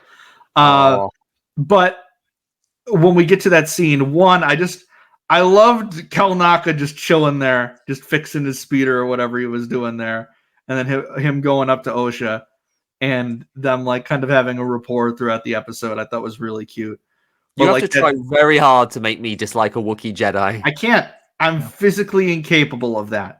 That shot where she walks out of the ship and she's just, she told the truth, and she has a little, Mae comes up, Mae's upset, and you can see Osha's a little down about it, and then she looks up and she looks over to Kelnaka, and they have make eye contact, and the last shot you see in that scene is Osha kind of smiling just a tiny bit, like she knows that she has made the right choice, like a choice that she wanted to make. And then that's later affirmed when she goes to Mother Anastasia, and Mother Anastasia says, this is your thread and you can pull on it. You need to make this choice, but not out of fear, Yeah. Mm-hmm. And it's what made that scene so emotional. Like Jodie Turner-Smith, fantastic in that scene, and the actress who plays young Osha.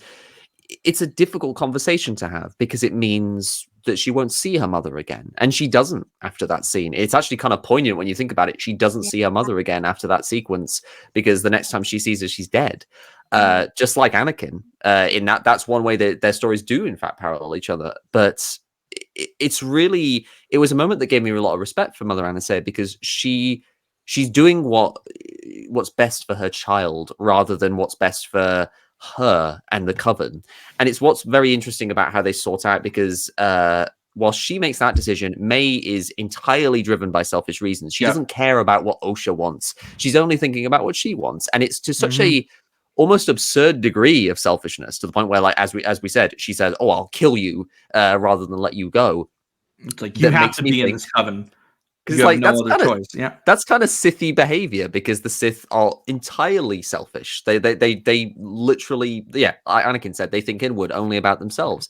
So it feels like Mae is already being manipulated by the Sith to some respects, and like Conor said, even Mother Coral probably as well, because she looks like Darth Maul, and that connection is not a coincidence, because they've given her the tattoos. She's the more aggressive of the two mothers for understandable reasons, because she's the one who carried them. She has that kind of connection to them that's perhaps is different from Mother Anastasia. So there's that kind of, it makes her more fiercely protective. It gives her that mother bear kind of complex where she'll fight to protect them and keep them with her. But it also means she could be vulnerable to being manipulated in this respect, because there's definitely dark side of work at play here. Because again, why were the Jedi called there? They had to know something was going on, and even if they didn't have prior conflicts with the Coven, it's very possible that just the mere association with that kind of magic, and maybe that even the act of creating the twins, is a dark side of technique that Plagueis will later try to reverse engineer. But after this, I more than ever want an Old Republic set story following the Jedi and Sith War, because the more I kind of ruminate on it, the more it shows that the Jedi are so traumatized by what they went through fighting the Sith. Because the Sith were so very nearly took over the galaxy and were so dogmatic in their approach of the dark side that it very much, the Jedi were left in constant reaction to that afterwards. And it's where you get the more dogmatic adherence to those rules, like no attachments and that kind of stuff. And they get close to sort of abandoning that a little in the High Republic. They get close to being sort of looser with that. And then the threat of the Nile just kind of forces them to consolidate more on Coruscant, and it leads to the path that we are on now. Yeah, definitely. I think everything is so complicated and so fascinating about what we learn in this episode and about what we learn happened here. And I think once we get more perspectives of how this all went down, and once we get the greater picture of certain things, I can't wait to see what happens, because we're getting into some cool stuff and some interesting lore development that I'm all here for. I just want to point out Osha taking the test and the most obvious fail answers ever. What is this? And it's a Lothcat. It's a ship. Would she know what a Lothcat is, though? I don't know. And then there's some Cloud City looking thing. It's a mountain. And the Solar, that's correct. It's did someone tell you to fail this clever? test?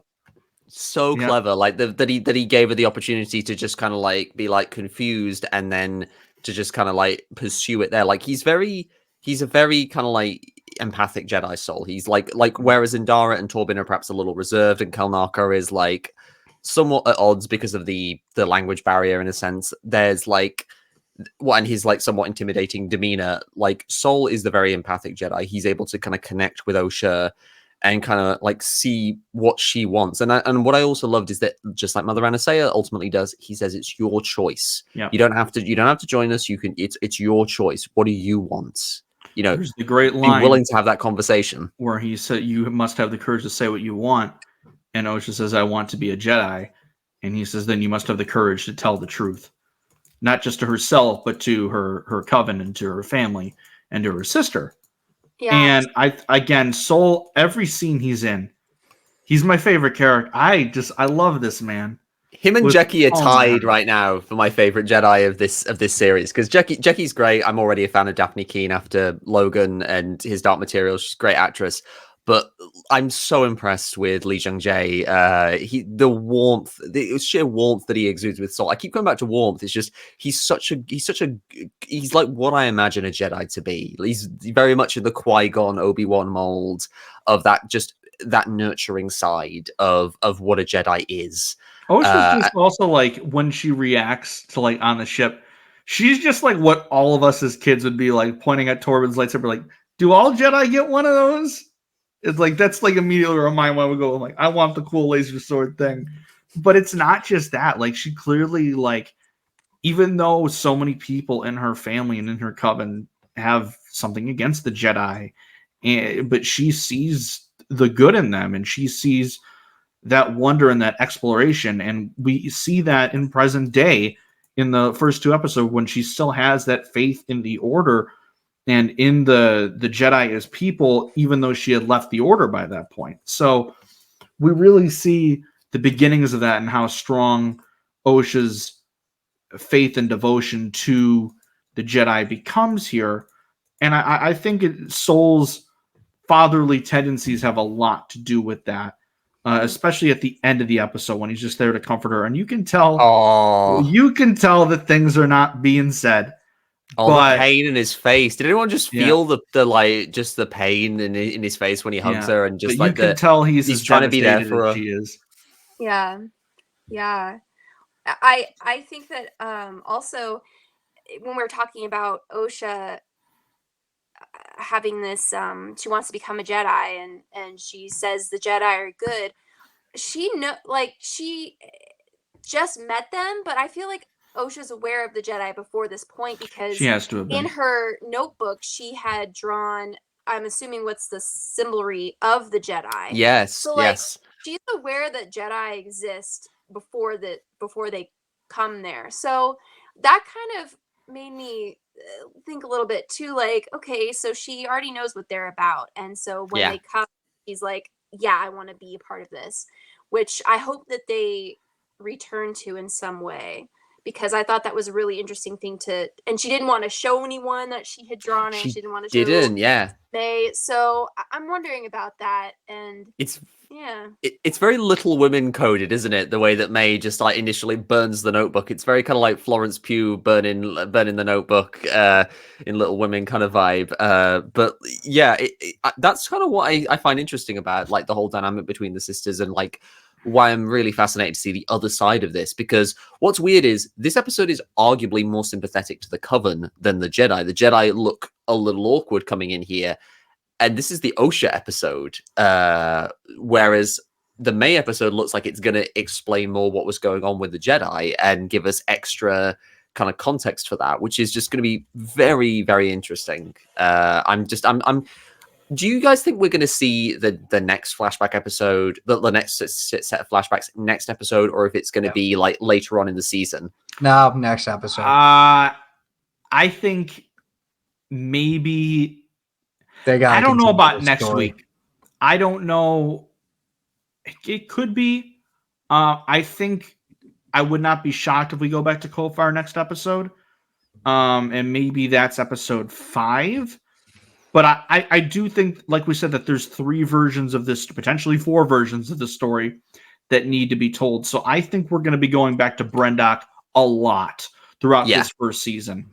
So whether that's next episode or not. See, you've just blown my mind there, because I was thinking we'll only get 2 different sides. But what if we get May's side of things, and because that's also skewed, we get a 3rd version, which is from the perspective of the Sith, and we see the full kind of picture of how the Sith mastermind everything. So I was thinking I was thinking Maze, the Jedi, and potentially the Sith is what I was thinking. Now, again, you only have 8 episodes to work with, so I don't think these can all be full-fledged episodes because we have a lot of story to tell and a lot remaining in this mystery. But again, Leslie Headland pitched this as a multiple season show. I'm assuming it's going to at least go 2 seasons.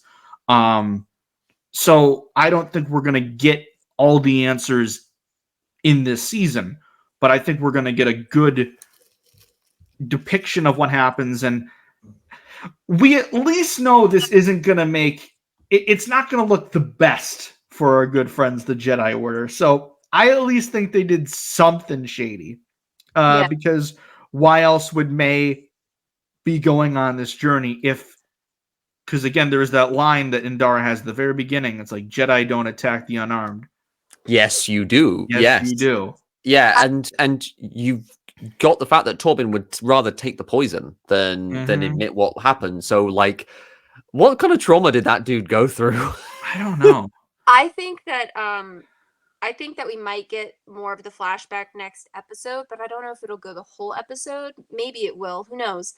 Because I feel like we're getting all of the scenes in the trailers in these episodes up front. So my suspicion is, because we know there are a couple scenes from the trailer, especially flashback scenes, that haven't happened yet. So I think that we might get that soon, in like the next 2, because we also have the Jedi fighting against the Sith person with our Force user and Vernestra there as well. The light so whip, I have a feeling we're gonna get those soon, but then the back half of the season, I feel like is gonna be more of a mystery, and we don't really know what that's about. So I'm curious of where they go, because I think another thing that I said when I first watched this episode was I really liked the episode. I think it would have paired great as another double release with whatever the next episode is, whether that's another flashback or continuing with what we had in the first story. Because when you have these weekly releases, I prefer it, and it gets people talking, but it's also like you're going to have people like, did they really just waste a whole episode on a flashback? And you kind of got to just like process those people in a way, because like those people are gonna, as we have seen, those people are gonna complain about anything. They will find the most weak source crap to just like latch onto, no matter what kind of stuff the show is dealing with. So I think I agree, but I think to go off of just the last show we watched, I think Bad Batch, when they had the double episodes, they paired it like really smartly, where if they had a more, that's a good point, like on its own kind of episode, like the Emery episode, they paired it with another episode that had more story heavy things going on. And obviously this was very important to the story, but again, the first 2 episodes set up the mystery so well, and then to not continue that and instead go on like the, okay, why is this happening kind of thing. It's smart. And I like that we had it this early. And again, the direction, everything, chef's kiss. But I'm like, I don't know if you can do 2 full flashback episodes in a row. I think that might be like, oh, we're not losing the plot here, but be like, okay, well, can we go back to the characters that you introduced us to? Like, we're going to go like 2 whole weeks without seeing any of them. I just feel like it has to be the flashback. I think we might kind of make sense. I don't know if it's like, going to be it's the just whole episode. Like, because I don't gotta know. Be it. I don't know if they're just going to do like, well, I don't think it's going to be just like, I'm trying not to overthink it or anything. It's like, I'm just thinking about it real simply. Like, just, we get this perspective, we're probably going to get the next perspective next episode. I think it fits with the title theming. But we want to see Yord, and I want to see That's Yord. also true. I want to see Yord as well. Yeah, I want to see more of Yord being a doofus. Yeah, give me that, and I want to see. Yeah, what is your? Yeah, what are your thoughts on Yord, Linds? Yeah. Okay. So this is. Makes the heart grow fonder. Don. Makes the heart grow fonder. We have a. Linds, before you start the Don, do you want to go over what you pitched to me, and then we can segue into this? This is a good time to like segue into this. So back when the series like started and we watched the first 2 episodes, and I could see how crazy Star Wars community was going wild for Yord, hashtag Yordord. I pitched to Andrew a little segment we could do. And I kind of workshopped the title for a little bit, but I've decided to call it Tales of the Yord Horde. So basically, I mean, we kind of have like a little bit of an advantage here because he's not in this episode, so we'll focus on like the last 2 episodes. But basically, each of us can like kind of talk about a particular thing Yord did in the episode and why we thought it was so very Yord. Well, he didn't do anything this episode, so talk about the last 2 episodes. I'll shout out Tommy Stella's Photoshop of Yord on Anakin's pod racer and like making him the pod race itself. My girlfriend sent me that, and I'm like, I'm arresting him right now. Like, Tommy cannot be doing this to me in my personal life. Thank you very much. But Linds, what are your thoughts on our boy? Oh, he's great. I got to see Hayden's live reaction to all of the Yord Horde Star Wars attention, and that was quite amusing. I love it. It gets really crazy, and I know some people are like, oh, this is going too far. But honestly, that's part of the fun of it. Like, at this point, when people are really reaching to make like the Yord memes and like connections, I just have to laugh at this point because it's just all for fun. So, but as for Yord himself, I think he's great, and I'm excited to see him again. And I think my favorite kind of Yord scene in the first 2 episodes was when the kind of the silly side of Yord, when he has this like idea and he's like, yeah, this is what we're gonna do, and then and then Jackie's like, or we could not do that. Yeah, and he looks so disappointed. He's like but my favorite, because Yord isn't all just, stuffy, steamy, by the books kind of guy. I really enjoyed the fact that he followed Osha.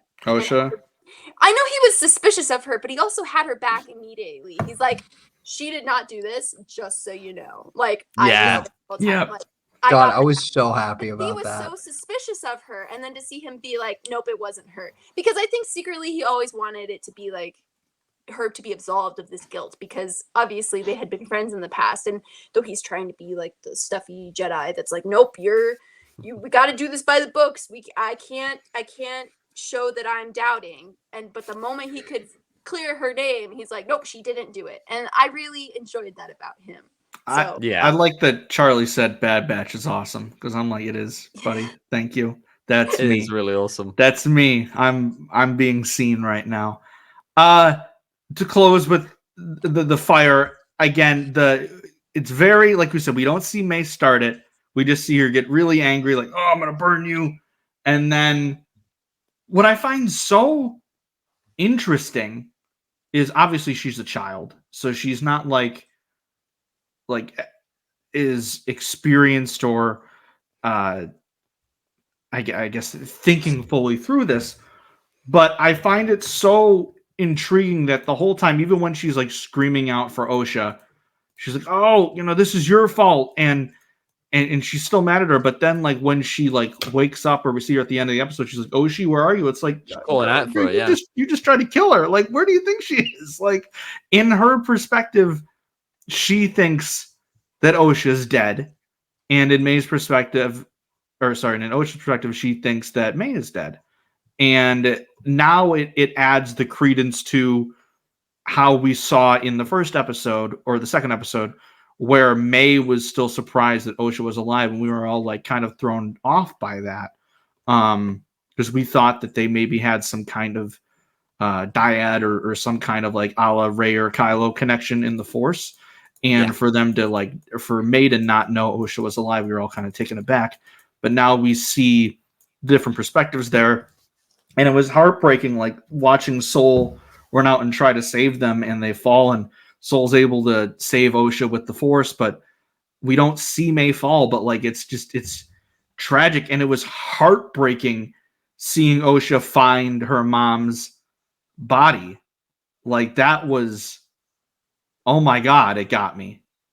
And yeah, like completely unambiguous as well, just to like show her lying there. It's very interesting. It's also it is interesting that Mother Coral was absent, but they could still explain that she was killed off like somewhere else because she was the agitator for like, because I think what happened was she and a bunch of the witches preemptively attack the Jedi, and then because Mother Coral gets killed, that causes the rest of the witches to attack the Jedi. Like I think that, and that could be something the Sith exacerbate, but I do think that when Mae steps out by that bunta tree, she's alone. She has no one else, and the Sith fill that void that they likely exploited. But the Sith fill the void that Mae has now, where she has no parental figure to guide her, and essentially corrupt her way of thinking, so that they can add this potentially powerful Force user to their ranks. Because it's very interesting as well. There's one detail I don't think we've mentioned, is that when they're trying to train together, Mae is shown to be the more capable in the Force. Mae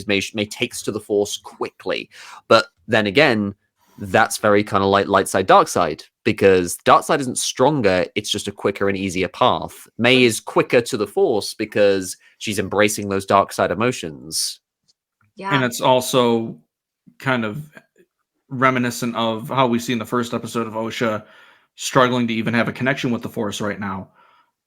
So for her to be the less naturally gifted one and to be the one that goes off and becomes a Jedi, and Mae is the one that is stuck there and presumed dead and lets her anger take advantage of her and take over and consume her to where she can be manipulated by this dark sider and become their acolyte, and then go on this murder spree. I'm very curious and excited to see where it goes in present time, but I also am very, very excited to see and I guess scared to see what the other perspectives of the Brendok incident were, because it might not make characters we like look great. I know. I really want to like Indara, but I'm worried. I'm worried about how she's going to come off in the episode. Bangs. They just add so much attitude and suspect.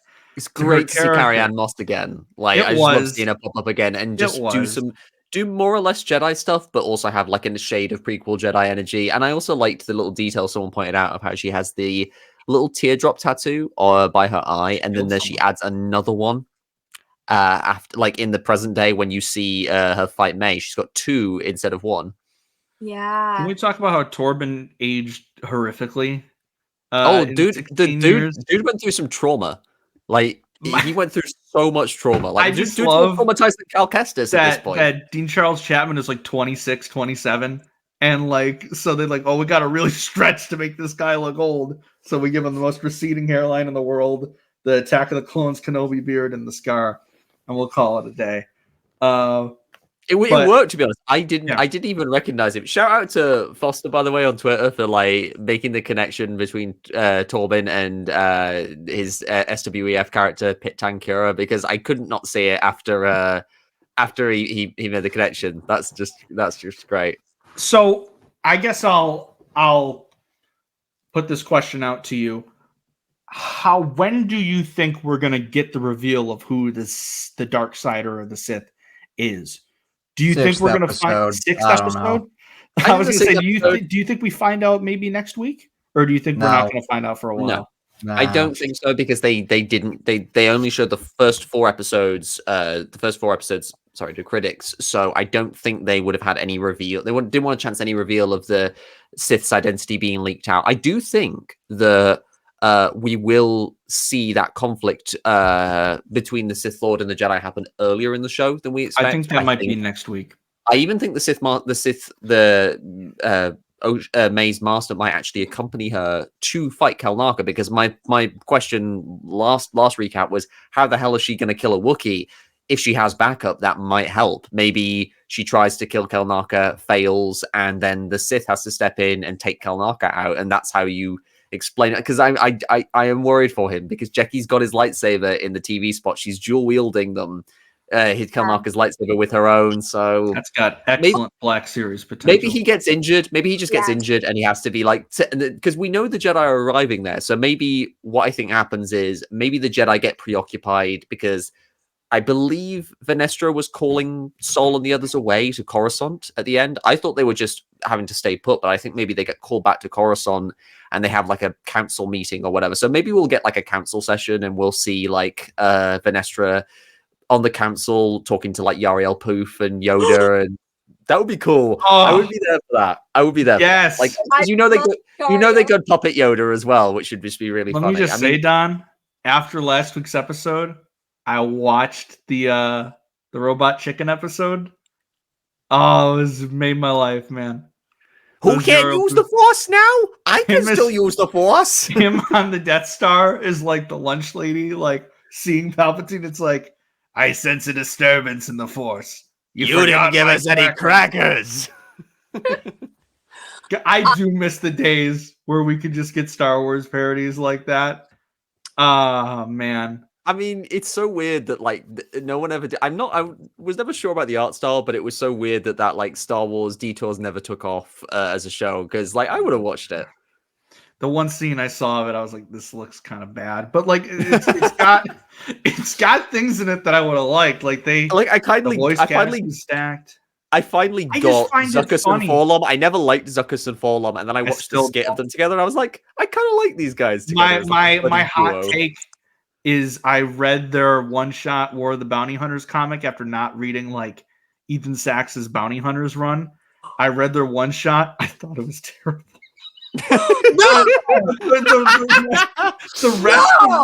The rest of the series I loved, and then I read that one shot. I was like, "Fuck off, Andrew." I'm sorry. You've been exiled. You must take the barrage. Dude, Zuckuss' story. It was. I felt for Zuckuss, dude. Andrew, you must take the barrage vow. Man. I empathized with Zuckuss, man. That shit had me tearing up, dude. In the War of the Bounty Hunters? No, what? Yeah, I don't know. Whatever the Zuckuss Forlom story was, it was really good, and I really I felt for Zuckuss, man. Maybe I gotta reread it, because they had all the one shots for all the different bounty hunters during that crossover. And the only one I read was the Forlom and the Zuckuss one, and I was just like, what is this? Now, maybe if I read the main bounty hunters run first, maybe I would have gotten it more. But that's gonna get me blocked. Yeah. I have the first 2 volumes, Linds. I'm just busy. It's so good. I know. Okay. I liked the first issue I read. Also, did you guys read The Living Force? I haven't read The Living Force. I have it in my possession. It's so good. It's in my top 3. They just got to the planet that the council's all going to when I started reading it. But I laughed so much. I love how like human the Jedi are. I laughed so much at them. Every single council member has. I love all of them now. I love the duel. That's great. I did not care about the council before this book, and now I love them all for they're so great. And Yariel Poof is the best. I love the scene. I think it was with Kiadi and Yariel Poof. Not to spoil it, Don. What like Yariel's just showing off to the younglings. It's freaking hilarious. Look at these things I'm levitating. And they make fun of each other. They make fun of like. Oh, great! That's fantastic. So funny, and Yariel is so old. Like it's explained in the book. He is so old that he just doesn't care. He is constantly like trying to instigate stuff. So he like arrives on the planet, and Coyote meets him, and he's like holding back. He's holding back from saying something, snarky or witty. And he makes it just a little bit, and then he says something, and Coyote's like, you almost had it that time. You're almost good, and like every single Jedi has something crazy. I bet Plo Koon is so sassy. He's like, he's got that kind of wit. I think Stacey Tin's a real stick in the mud from what I've read. Yeah. He always looked that way to me, to be fair. Ki-Adi-Mundi is asked for marriage advice, and he's like, "What?" And like, do they go in that on that with like Ki-Adi-Mundi having basically a harem of wives? He ends up into the middle of a marital dispute, and he is like, like he's kind of caught off guard. He literally asks for ice. He, instead of getting like an ice cream with like flavoring, he's like, I just want ice. And the guy's like, with what flavor? And he's like, I just want ice. Like, this book sounds so much funnier than I was expecting, dude, but like that's awesome. And then there's like a more, I don't want to say serious, but there's like a whole other plot line happening with other characters that's like more, I don't know. John Jackson Miller is a genius, and he's amazing, and the way that he goes into all sorts of like political and other, you know, how do you explain it? Basically, like, I don't know, he just gets intrigue. He delves a lot into how the Jedi have like kind of, because their whole thing, without spoiling, is, you know, we used to be so much more active and involved with the actual citizens, and now we're closing all these outposts. What I've read has been great, and I got to finish it so we can cover it, you and I, Linds. I have to ask, just final thought. I just have to ask for Conor. How is Depa Billaba in the book? What? Well, Conor hasn't read it, but Conor, I'm out of it right now. My team's in extras, and we're in a rain delay. Oh no! I will say though, I adore how John Jackson Miller writes Qui-Gon Jinn in this book. Oh, I bet he writes him really well. Yeah, perfect. Absolutely It's the boys meme. That's what it is. Mace Windu as well. I'm all of them, but I liked Mace's scenes as well. It fits him. It fits him. It's a great book from what I've read done. I think after you catch up on THR, you need to read that one. And there's High Republic references in it too, which is kind of fun. I mean, Temptation of the Force just arrived for me, so I'm going to try. I'm going to try. I know I really want to get into that simmering tension between Avar and Elzar, but I've got to finish phase 2. That my completionist streak in my brain in my neurodivergent brain won't let me until I've like finished phase 2. And hurry up! You missed it. You missed it. She's on her second read of it already. You're on your second read? That's crazy. I wish I had your like reading ethic. That's crazy. I ate that book up. And I need to go back in. It's like when a kid walks, but it's like when you're a kid and you walk by like a bakery or a sweet shop and there's just that really nice looking pastry in the window, and you really want it, but you just can't have it, and it's just like which kind of is how, like, I suppose it's like being a Jedi when you're attracted to someone.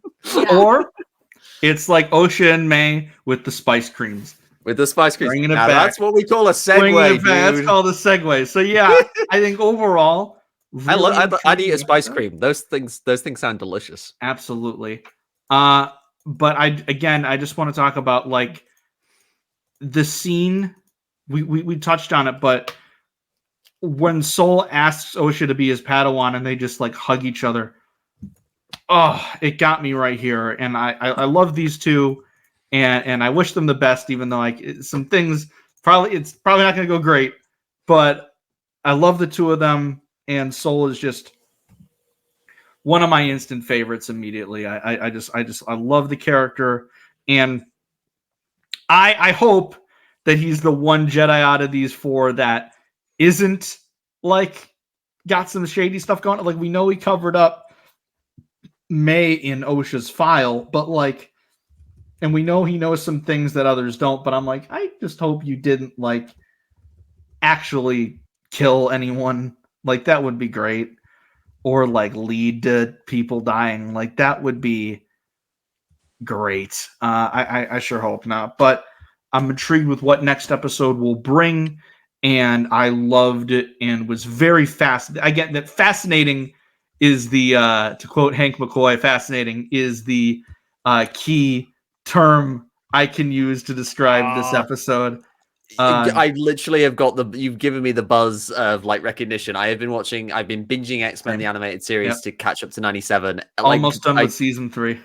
almost done with. I'm on season 5. I'm just trying to push through it because obviously that's the weaker season. But like, oh yeah, no, Beast always one of my favorite X-Men. Is one of my favorite. But yeah, like if not for Wolverine, maybe number 1. But Wolverine's always going to take that top spot for me. I'm gonna have to do it. I'm gonna have to do an X-Men podcast now. It's bad. But yeah, no, it was a very fascinating. Invite me on. I'll talk X-Men with you. I'm like dyed-in-the-wool Marvel fan right here.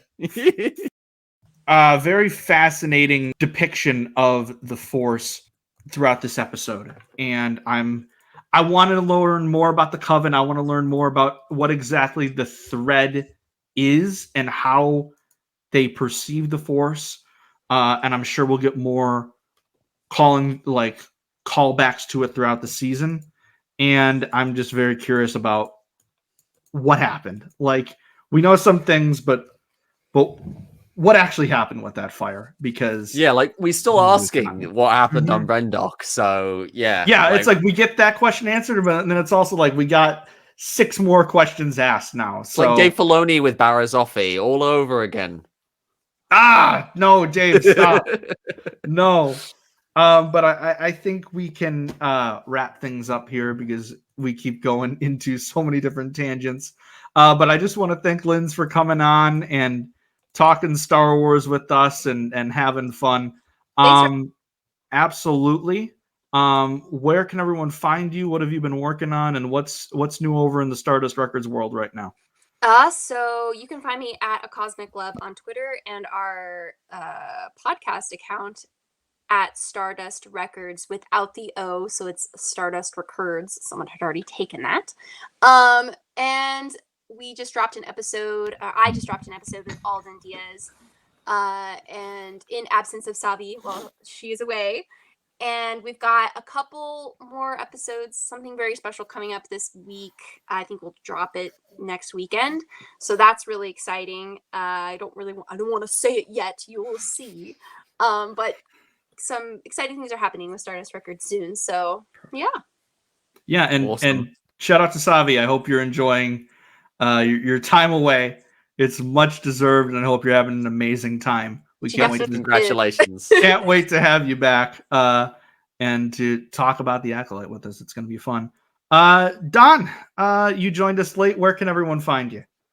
So you can find me on Twitter at Donovan Mead, where I will be tweeting the Acolyte and trying to change the narrative away from the grifters and the trolls.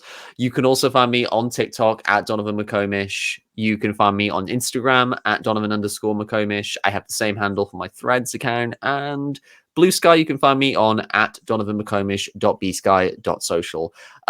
Like Conor, I am also a question writer for Star Wars Inner Galaxy Epic Confrontations. We've had a really cool lineup of people come in and do like trivia match-offs. So yeah, if you like seeing that kind of stuff, definitely check it out. We'd love to see that. But I'm also, along with Conor and Andrew, I'm a writer and producer on SWEF, or Star Wars Edited Fiction, which is a collection of short stories that tie together, and we all try to stay within the confines of what is canon with the Star Wars galaxy. But we also, kind of like Leslie Headland has been doing here with the writing team, we like to take some bits from Legends and retrofit them for our stories if it fits the narrative. I have written one story so far that came out in 2022. It is called Scars of War, and it stars a clone trooper called Blister, who 5 years after the devastation of Order 66 finds his peaceful existence on the outer rim world of Kivo disrupted by a Jedi survivor named Shar Kun. So if you like Star Wars and pain and talking through your trauma, then definitely give this a read. I enjoyed writing it. Conor, are the Phillies losing? No, dude, it's still in a rain delay. It's still in a rain delay. Oh, rain delays suck, man. I feel fear. It's gonna be a while. Anyway, you can find me on Twitter at Death of Banana, losing my shit at my hometown baseball team because that's how sports go. Also on Instagram at ConmanJFO. Like Don said, I write questions over at. I almost mixed up the two and said I write questions over at SWEF. That is incorrect. I write trivia questions and co-host over at the Star Wars in a Galaxy Epic Confrontations trivia league that I do. You can find all of our past and future matches over at the Star Wars in a Galaxy YouTube channel. And you can follow us over at SW in a Galaxy. No, I'm an idiot. In a Galaxy Trivia on Twitter. God, where else? Oh, Nerd Academy Podcast is another Star Wars podcast I do with Jared the Dark Jedi. Find us on Twitter at Nerd Academy Pod. Find us on YouTube, Instagram, Apple Podcasts, Spotify, all the doohickeys with podcasts and whatnot. All the doohickeys, all the goobers. And yeah, SWEF. The site's down. I can't really say much. I have stories in the works mostly about Cal Kestis. Yeah, that's about it. That's all I can say at this moment. Everyone's favorite millennial Jedi. Okay. The site's down. We don't know when it'll be back up. Hopefully soon. As for myself, you can find me on Twitter, Instagram, TikTok at Starlight Andrew. You can follow the pod on Twitter at For the Repub Pod and on Instagram and TikTok at For the Republic Pod for further updates on the podcast. You can subscribe to us on YouTube, For the Republic Podcast, and search for us on Apple Podcasts, Spotify, wherever you listen to your podcasts. You can find us. We'll be back next week for our coverage of Acolyte Episode 4. At some point, we're still playing catch-up because Don and I missed the entirety of May. So at some point, we will pepper in mini Tales of the Empire coverage in there because we still have to get to that. And Linds and I have already discussed doing a Live in Force episode when I finish the book. So whoever's done with it at that point, we can have that. And I have another person I'm thinking about asking as well. So stay tuned for that, just to pull back the curtain.